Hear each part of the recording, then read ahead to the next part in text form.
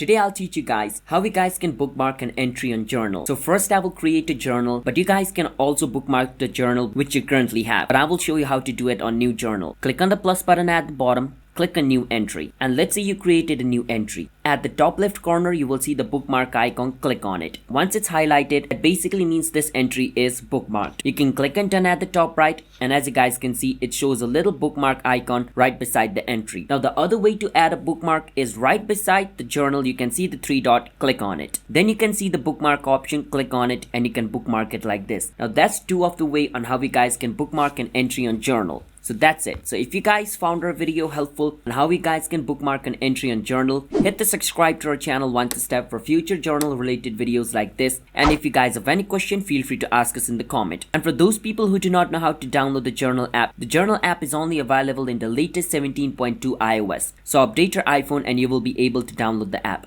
So hope you understand this video. Bye bye until my next video.